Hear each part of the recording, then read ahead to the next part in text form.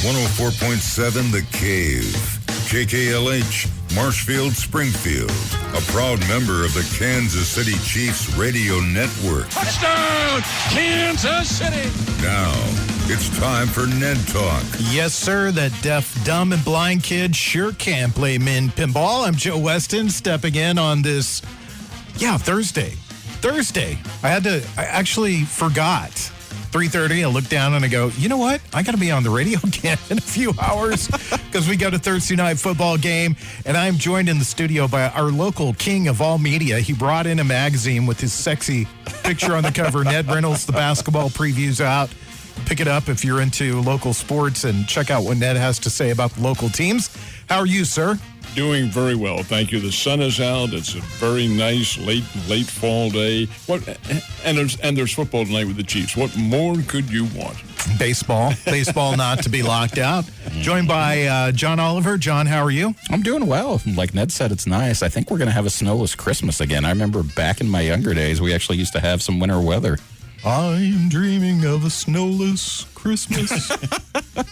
All right, let's talk for a minute. Well, we spent a lot of time talking about this. Last week, John, you weren't here. Josh was with us. And that espoused his idea that the Kansas City Chiefs come out and basically just punch the other team in the face. And then they kick back to see if the team can recuperate from that. I will say that they did not stop punching the Raiders in the face the entire 60 minutes. No. Ned, what was your thought on that game? Well, it was an outstanding performance by the Chiefs, but it was even more so a total destruction of the Las Vegas Raiders by themselves. And we talked about this before, about the 4 fumbles, at least 3, and maybe the 4th one, all punched out by the Chiefs. And that's inexcusable because there is a technique for carrying the ball the right way, and the Raiders were not. Even Josh Jacobs, who knows how to do this, carrying the ball outside on a sweep on the first play from scrimmage. Well, come on.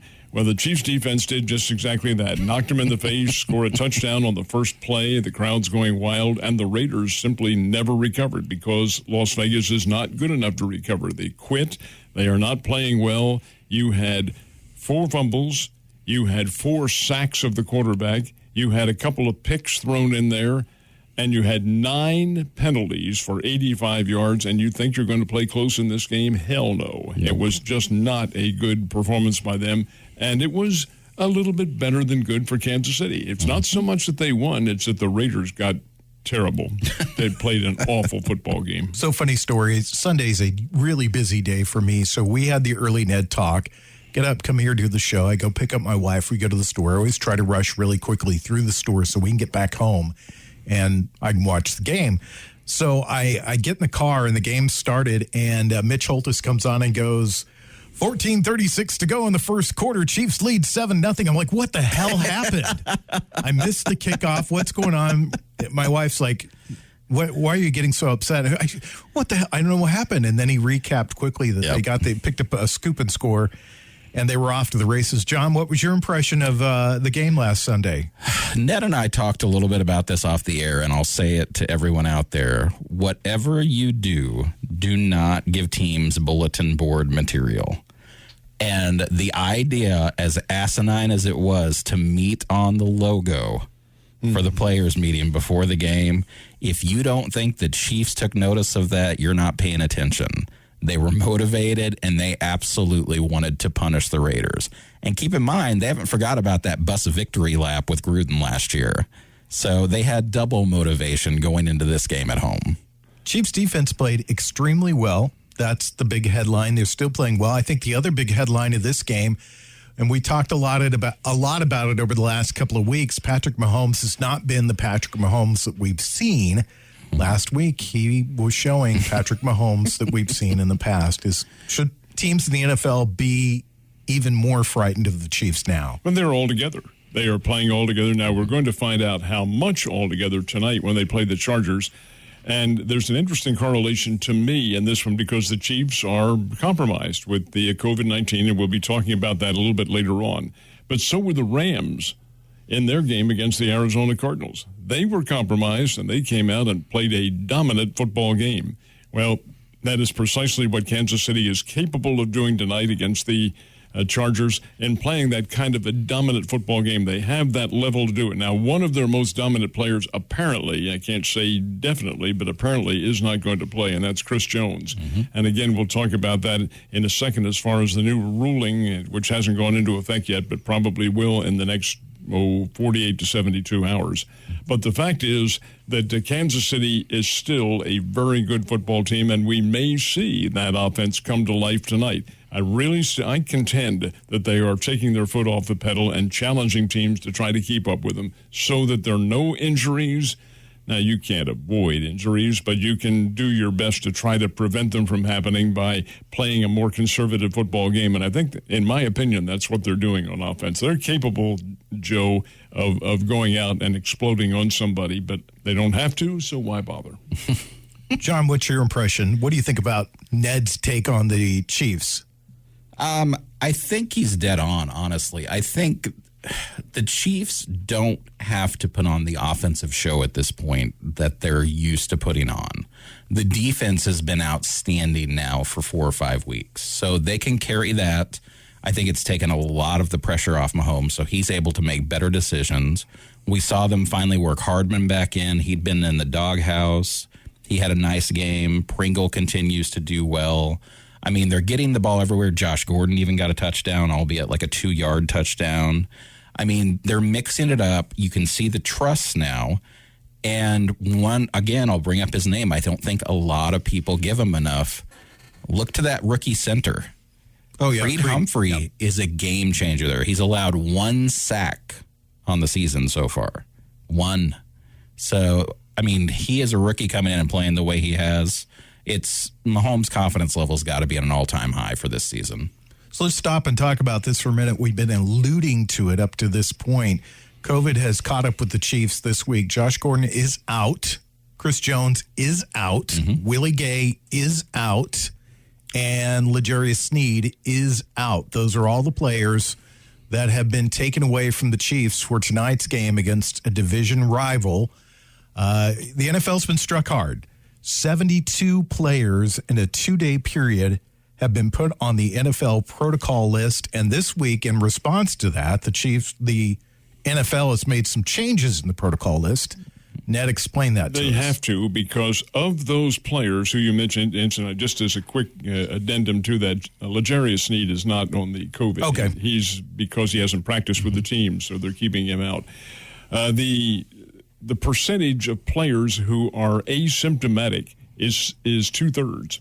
2/3 of the individuals who are being asked to quarantine themselves from the game are asymptomatic.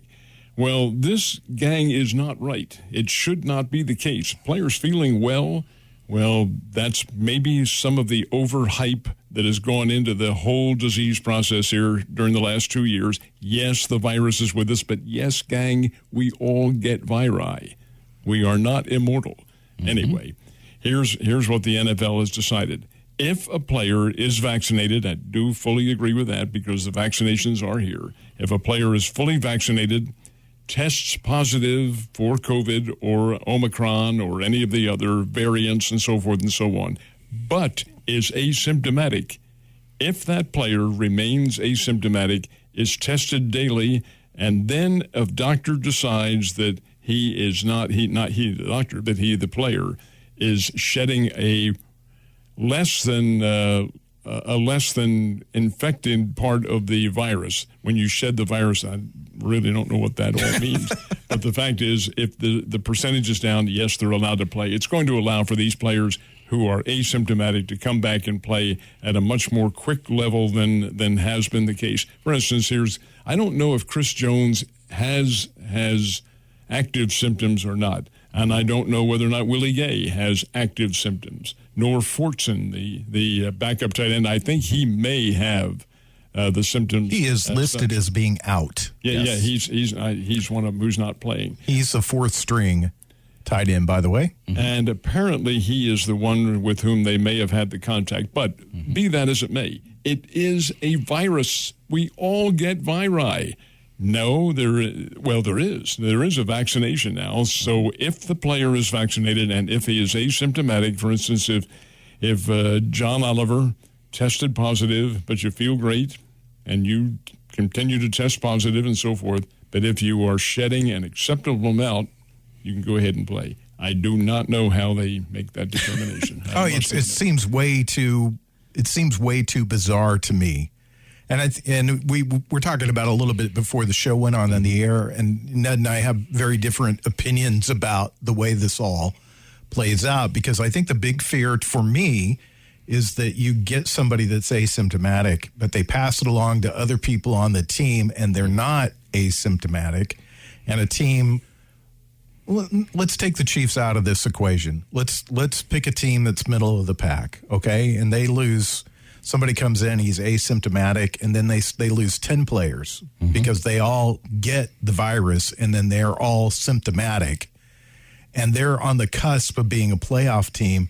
How much money does that franchise, that organization, that those players lose because of that? So I think the risk is still there.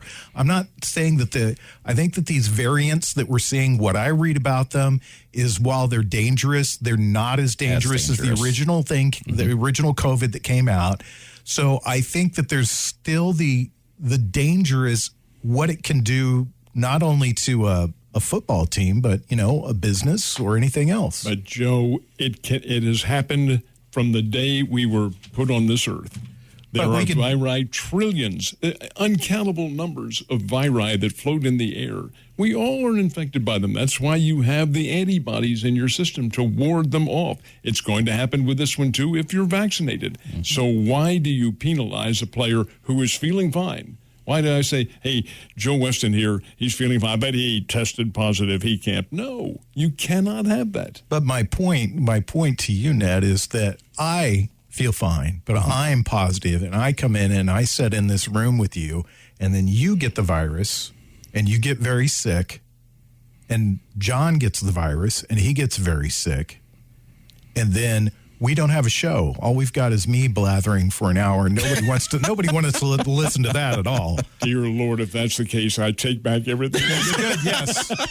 See, I knew I could win this argument. I knew that I would win it. The fact of the matter remains, that is where the vaccination comes in, because the chances of that happening to individuals who are vaccinated is very low. Yes, sure, anything can happen. But, gang, we do not live forever. We do not remain disease-free forever. I do not understand the basis for this, other than it has been hyped to the point of ridiculousness. I know that I don't live forever, but I still don't cross the street when a car's coming. I mean, I just, I'm talking common sense here. That's all that I'm saying. You're listening to Ned Talk, 45 minutes away from the start. Since when did we ever make common sense? I know. We don't. Need addition. That's definitely true. We don't make sense at all. We're 45 minutes away from the start of the pregame show with Art Haynes.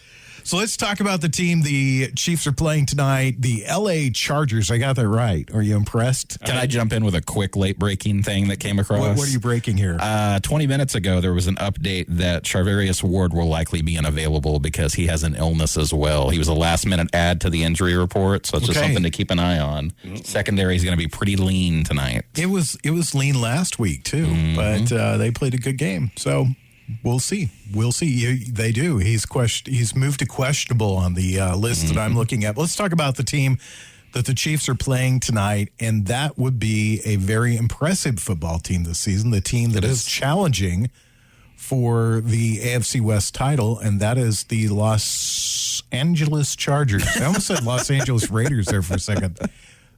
There. They've got some people that are out, actually just one player that's out, the Rashawn Slater, their left tackle, is out. And that's a big deal, too, because Slater is an important part of their line, especially when you're up against the Chris Jones and people like that who will not be in there. So to some extent, Slater's absence is mitigated in a way, but he's a big part of that offensive line to protect Justin Herbert. Key is here, Herbert is a whole lot more mobile than a lot of the several, and we'll go back now for the past month, the quarterbacks the Chiefs have faced, and the Chiefs have been able defensively to feast on the lack of mobility. Well, Herbert's not that at all, and the Chiefs already know what he can do. He beat them. He beat the Chiefs in Kansas City. That's why this game is so important, because while the teams would tie if Los Angeles wins, it's Los Angeles that owns the tiebreaker here. So it is a very important ball game. And again, I emphasize and want to that the Rams were in a compromised situation when they faced the Cardinals, made them an underdog. The Chiefs are not an underdog. They're still favored by probably less than they would have been earlier. But still, this is a good Kansas City team that's going out there. It's a team I think is going to win it anyway. All right, let's stop and break this down for just a second, okay? So the Chiefs have been hit with COVID. It's a very short week. They had to travel from KC to Los Angeles to play the game tonight. I will say this, I think the Chiefs have a chip on their shoulder with this game because they lost to the Chargers early in the season. And I think that there's two real game changers for LA in this game. One is Justin Herbert. He's a very good player. I want to say Bear all the time. Bear, Bobby Bear. Bobby Bear. But it's Herbert. Right. This is Herber. Justin Herbert. Now that we're done spelling, and on the other side of the ball is probably the best defensive player in all of football, and that's Joey Bosa. Yep. So what do you think on the just looking at from a jaundiced eye view of this game? What do you think? Well, check your roster. Is Bosa activated tonight? He is. He's playing. All right, he's definitely going to be there. Well, he'll create a whole lot of problems for Kansas City's offensive backfield. Now, whether or not he can catch up with Mahomes once Mahomes gets out of the pocket and starts running, that is problematic. But by the same token, Bosa's a disruptor, very much the way that Chris Jones is. Maybe not to that impact, but that's why he is in there, to throw the whole game plan into turmoil. I still think that Kansas City has the offensive capabilities and IQ level of Andy Reid to be able to overcome something like that. And they've had, 3 days to prepare for it. But over and above that, they didn't expend themselves greatly in the win over the Raiders. They didn't have to. That level of or lack of physical expenditure, so to speak, will come back to be to their benefit in this game tonight. So, of course, the same with the Chargers. They didn't really have to put forth a tremendous amount of effort to beat the Giants last week. Still, it is 3.5 days rest, and that is not a whole lot, especially at this time of the year. I was looking just briefly at the Chargers' schedule this season. They played a little up and down. Actually, I want to get into this in depth in the next segment. So we'll come back and we'll talk about the Chargers, their schedule, what they look like as they head into the game tonight against the Chiefs. That's happening in just a little while right here on 104.7 The Cave. You're listening to Ned Talk on 104.7 The Cave, part of the Kansas City Chiefs Radio Network. Back to Ned Talk on 104.7 The Cave. A proud member of the Kansas City Chiefs Radio Network. About 35 minutes away from the start of the pregame show with Art Haynes, Mitch Holtis, Dan Israel, and the crew. They'll be in L.A. tonight, at least some of them. Art Haynes will be in Kansas City. And he'll bring you the game. They'll bring you everything you need to know. Wait, I got a finger from Ned Reynolds. Not the one you're thinking of. No, not that kind of finger. Let me just, while you brought out the fact that they're in Los Angeles, talking today with Dana Hughes, who, of course, is Mitch Holtis' counterpart on the radio. I said, well, Dana, this will be your second look at SoFi. I said, oh, no, Ned. No. It is not my second look. It is my first. And then it occurred to me, they didn't make the trip last year when it was all the broadcasts were all done by remote. He said, I was in Arrowhead Stadium watching it on TV. Wow, I'd forgotten all about that. So would I. Let's stop right there before we get into anything else. Dana Hughes does a terrific job. Yes, he does. With Mitch Holtis, does a fantastic job. Guys, because it's because we deal in another station, and we get into that. I would love for him to come on this show. He is a magnificent interview. I mean, he has the insight. Of course, he's been down here to do Bears football games on the Valley Network, and he may not do any this year, but he does occasional basketball as well. But the guy is a brilliant analyst. He's like us. He's a big baseball fan. Yes, he played baseball at Iowa. Yep. And I think he was drafted maybe by the Yankees, perhaps. He's from North Jersey, so he would have. That's the affiliation he would have had there. But he loves baseball. It's a big deal for him. But a great interview, a terrific interview. Some media love going out there. Let's talk about the Chargers. They've definitely had an up and down season. And one of the things with the Chargers we've seen in the past is they either get off to a fast start or they end really well. And it seems like they've never been able to put it together for an entire season. I would say this season's kind of similar. They beat Washington in a close game, 20-16 to start the season. Then they lost to the Cowboys in a close game. They beat the Chiefs in a close game. Then they beat the Raiders easy. They beat Cleveland in a close game, a shootout, 47-42. They lost handily to the Ravens. They lost to New England, and that was a close game, 27-24. They beat Philly in a close game, the exact same score. They lost to Minnesota, which is the head scratcher in this mix to me, because Minnesota's not a great football team, in my opinion. They beat the Steelers. They lost to the Broncos. Okay, that's where I stop and take notice. The Broncos handed it to them, 28-13. Then they beat Cincinnati and they beat the Giants. So what's your take on the Chargers this year? It's pro football. And anything Give can me something happen. other than that. Well, look at what Denver did to Dallas. Just roll them over. Beat them in Dallas or at the AT&T Stadium down there. And how do you explain that? Well, Dallas is overrated. That's how I explain it. Well, the Chargers are not. The Chargers are a very good football team. They are not necessarily one-dimensional, but they are better offensively than they are on defense. That's why I think we may see a lot of scoring in tonight's game.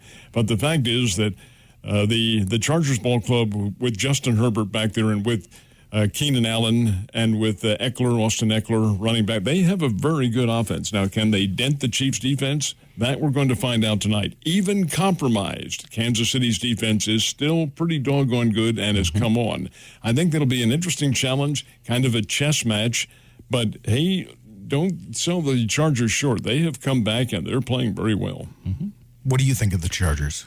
The Chargers have been up and down this year. I think the biggest thing with them is their defense. It's still a work in progress. I mean, Bosa's phenomenal. We all know that. But the rest of the crew is, either young, inexperienced, or, in need of an upgrade.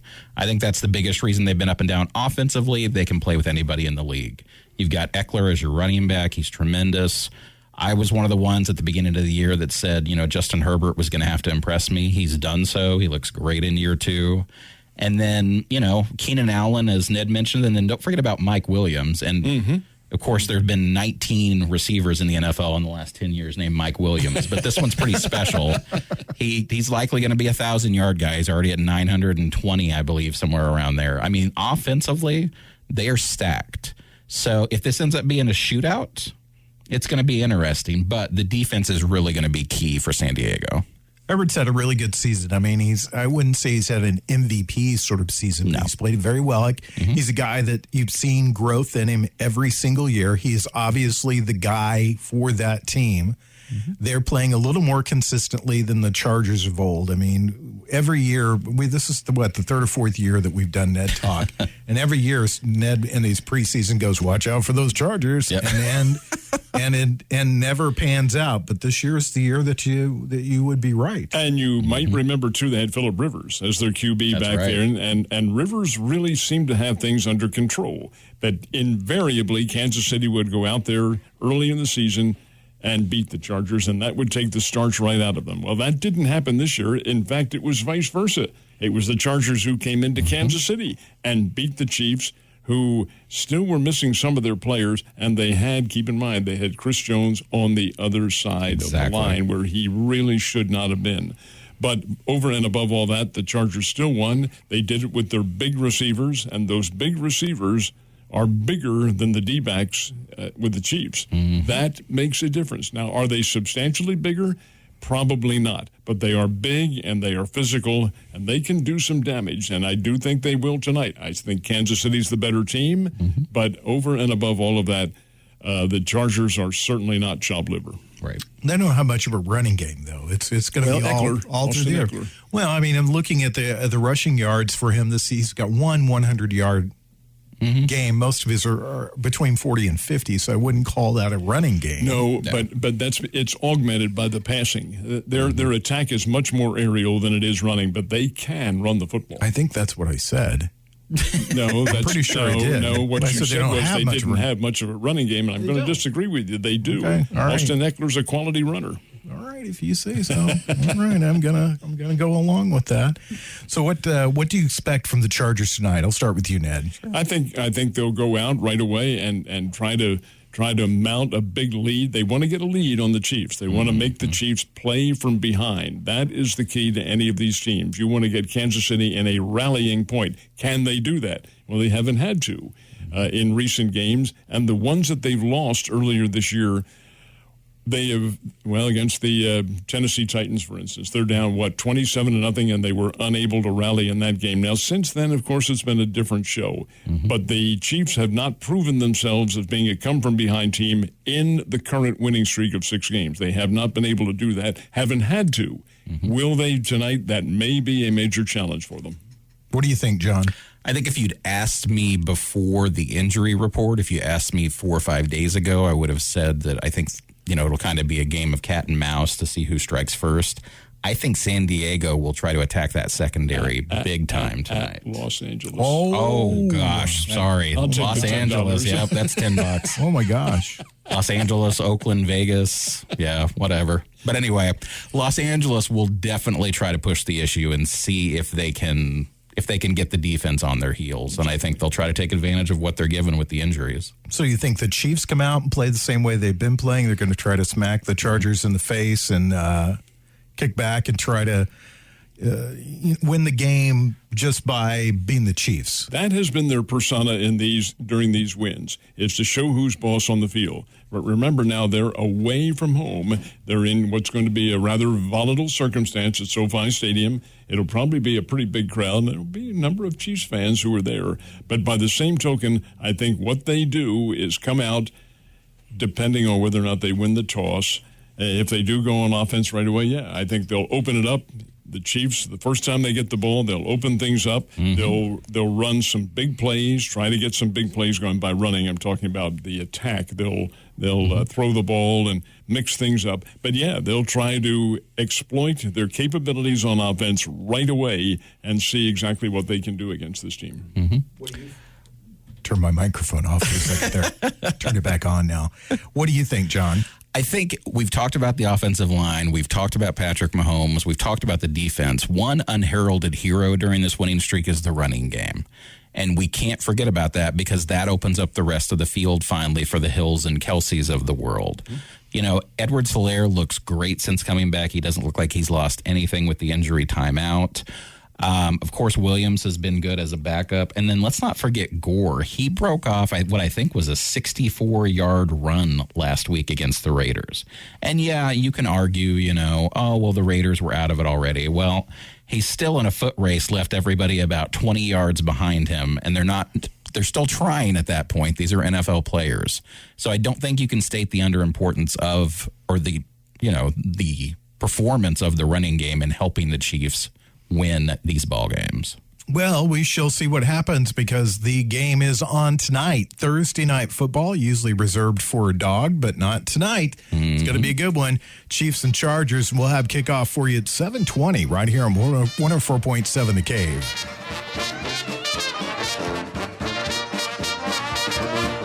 You're listening to Ned Talk on 104.7 The Cave, part of the Kansas City Chiefs Radio Network. Back to Ned Talk on 104.7 The Cave, a proud member of the Kansas City Chiefs Radio Network. Yep, we are. Proud member of the Chiefs Radio Network, 104.7 The Cave. I'm Joe Westen. I host Ned Talk with Ned Reynolds. John Oliver from the B team sitting in with us tonight.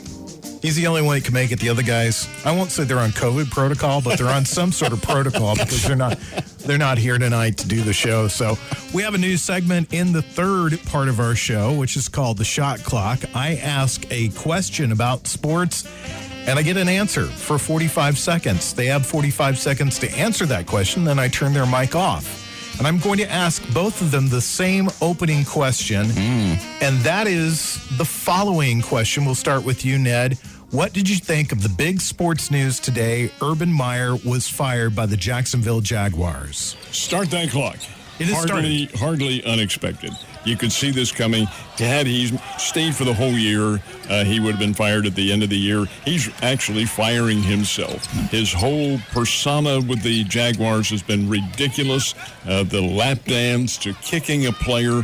These are professional athletes, and you don't treat them like you would at college, like in Ohio State or wherever, Utah or Florida. The guy probably has a pretty good football IQ, but his whole temperament is just simply not patterned with this particular aspect in mind. Hardly a surprise, and Mr. Khan did the right thing. Wow, you didn't use up all your time. I have my Ned's got his watch. He's being very professional with this today. So let's go to you, John. What are your thoughts on Urban Meyer being fired today? You know, I thought he might make it through the season, but he impressed me by not making it to the end of the season. What a horrible story between, like Ned mentioned, the young lady who was grinding into him. He's a married man. The kick to the player that was mentioned, and that doesn't even take into account. You talk about organizational control. He had no organizational control. The players hated him. In the locker room, they reported this week that they would openly grind on each other to taunt him like the girl grinded on him in the bar. Well, both of you guys got your shots off there. Before the shot clock went off, I'm impressed. I'm very impressed with both you guys. All right, we'll start with John on this one because I know it's in his wheelhouse more so than it's in Ned, because it's an NBA question. Your thoughts, Steph Curry? Amazing player. Having watched him since he came into the league, you knew he was something special after about year 2 or 3. For him to be as young as he is, and in basketball terms, he is relatively young, and already passed the great Ray Allen's three-point record along with the guy that had it before, Reggie Miller. It was nice to see those two in attendance. Curry's a surefire Hall of Famer, and it'll be a pleasure to watch him finish out his career in Golden State. Again, you've got more time to talk. You got 20 seconds. You're like Steph Curry. You're coming down the court. You're putting up the shots. You're not using all your time. So you guys are you're in the swing of things. Well, you've intimidated it, at least me. Intimidated. Anyway, I'm following through my shot and taking time to ever intimidated you. Yeah, I'm looking at the opposing bench and the time I have left, Joe. Come on. All right, Ned. Let's talk about another big sports story this week. Tiger Woods, is he back? Well, we're going to find out because this is a very interesting little competition that he's having. This is the Old Father-Son Tournament. It goes by the corporate name now, the PNC, I think it is what they're calling it. It is only 2 days. It's tomorrow and Saturday. They're playing down in Orlando, and it's really made just for Tiger because it'll give him a test to see what he can do out on the course. I really don't think he's ever going to be able to come back full-time to the PGA Tour again. But for Dad to be playing with Son, and Son is a very good player, I think this is a great showcase. I'm all for it, and I hope he does, and I think he will do very well. The media, of course, will be there in full force to report on all of it. Really? What a surprise, right? You really think so? Okay. All right, let's ask you this question. Mr. Oliver, what do you think of the Major League Baseball lockout? It's sad at this point. You know, it's millionaires arguing with billionaires. And, I mean, the fans realize that, and they're critical of that, and rightly so. Baseball's not like a lot of the other sports. The NBA and NFL could probably withstand a work stoppage and still come back strong. Major League Baseball, after 1994, was weakened drastically until the home run chase.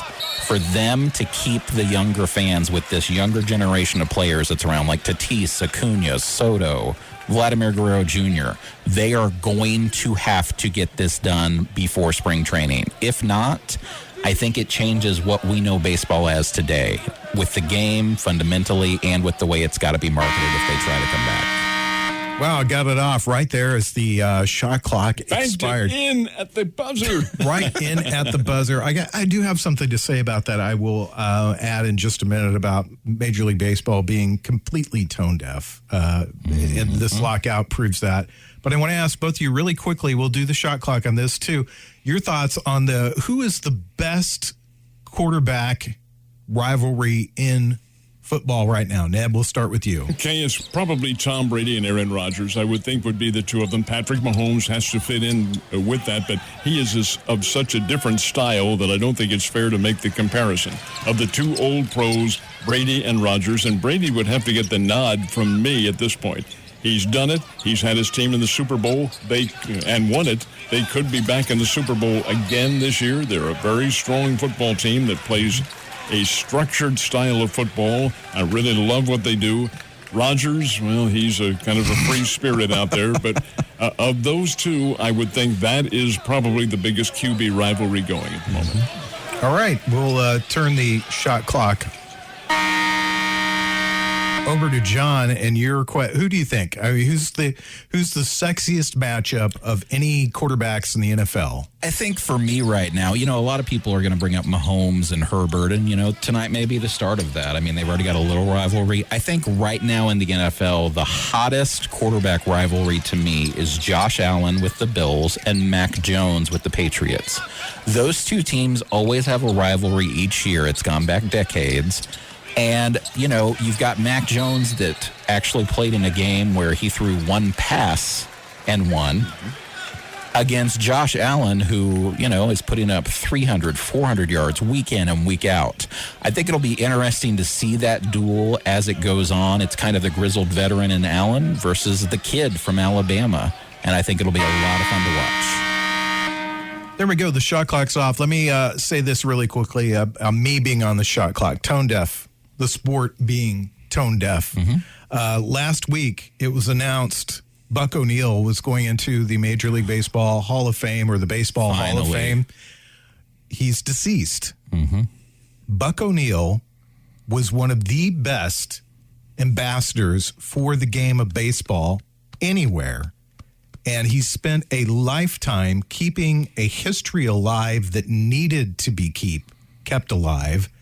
And baseball finally recognized his contribution to the game, to the sport, which I would argue is one of the largest contributions that any individual has made in the last 50 years to the game itself, because he was synonymous with the Negro Leagues, synonymous for the Hall of Fame in Kansas City, synonymous for being someone that cared passionately about the game and carried it forward. There needs to be more people like Buck O'Neil. And he was civil in his manner toward people. He was a gentle individual.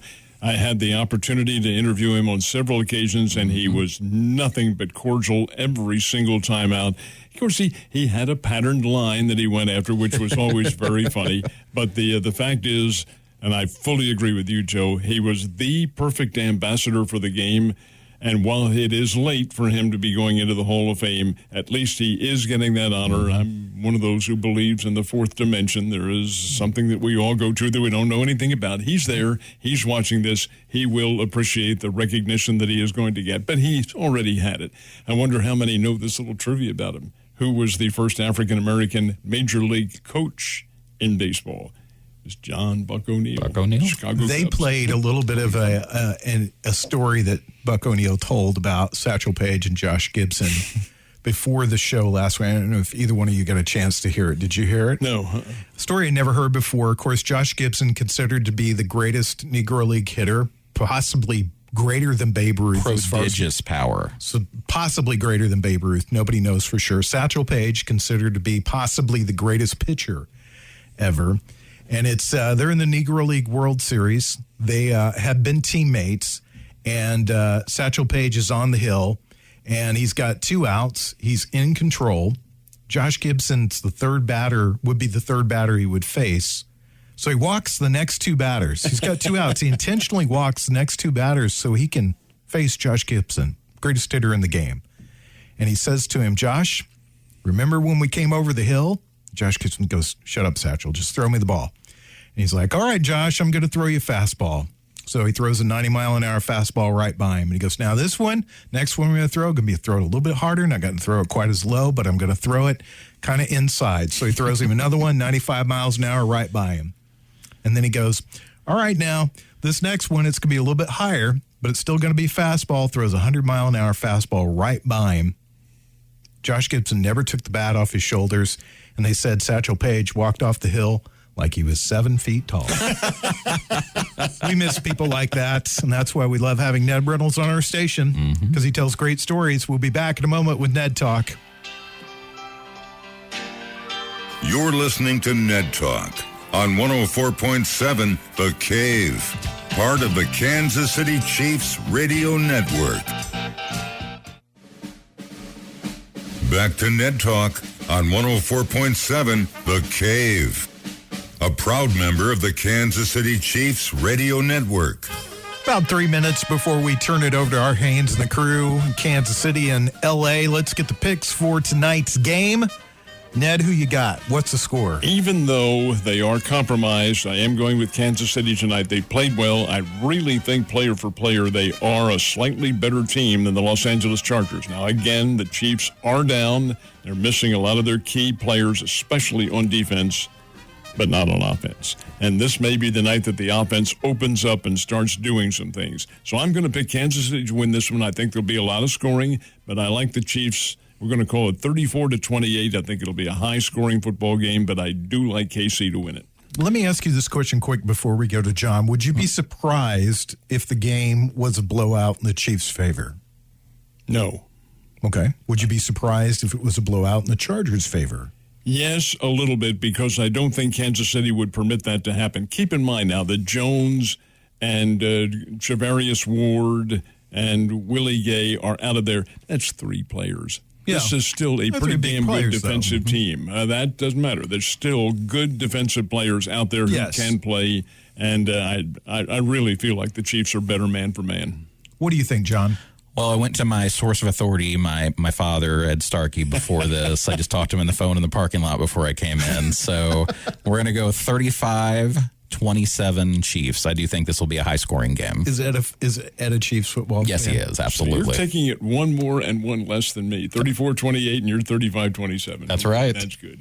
What do you, Joe? Oh, I think the Chiefs have something to prove tonight, and I think that they will. I think they'll slap the Chargers in the face hard. I think they'll slap them hard in the face a couple of more times, and I think that they'll get up and force the Chargers into the type of game that they don't want to play. And so I'm going to go 34-14 Chiefs, and I think even the 7 that I'm giving the Chargers is going to be a little bit of, kind of scrub time football where teams are playing soft. The Chiefs will play a little soft and maybe give them a touchdown. So I'm going for a Chiefs route tonight. How much time do we have left here? We've got 40 seconds. Okay. I have maintained that the Chiefs go up and slap teams in the face and then take their foot off the pedal just to see if they can challenge them. They can't do that tonight. No, they cannot. The Chargers are too good a football team to allow that to happen. Agreed. So Kansas City's going to put out every effort they can. All right. Well, thank you, Mr. Reynolds. Always a pleasure. Thank you, Mr. Oliver. Absolutely. Thanks, Ed, for your input on the show. We will see you guys not Sunday, but a week from Sunday when we're here covering the Steelers and the Chiefs. So make sure you join us right here on 104.7 The Cave.